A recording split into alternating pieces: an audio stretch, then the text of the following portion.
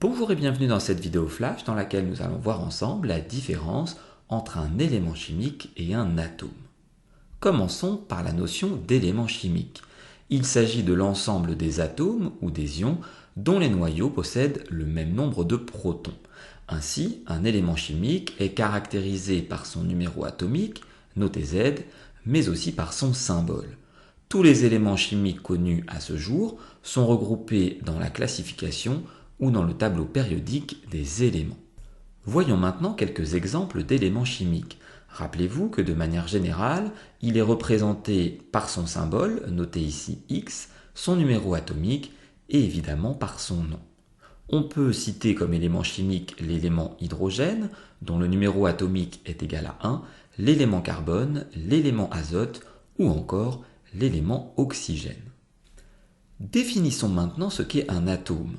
Un atome appartient donc à un élément chimique et se caractérise par son numéro atomique noté Z, mais aussi par son nombre de masse noté A. Tous les atomes issus d'un même élément chimique sont dits isotopes. Ils ont donc le même numéro atomique, mais n'ont pas le même nombre de masses. On peut donc en déduire que des atomes isotopes possèdent le même nombre de protons, puisqu'ils ont le même numéro atomique, mais un nombre différent de neutrons, puisque le nombre de masses diffère d'un atome isotope à l'autre. Voyons maintenant quelques exemples d'atomes.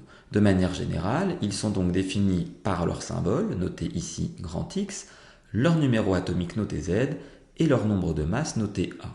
On peut par exemple citer comme atomes le protium, le deutérium et le tritium, qui sont trois atomes isotopes issus de l'élément hydrogène. Ils possèdent en effet le même numéro atomique Z, égal à 1, mais un nombre de masse A qui diffère. Voyons maintenant leur composition. L'atome de protium possède un électron et un proton, tandis que l'atome de deutérium possède un électron, un proton et un neutron.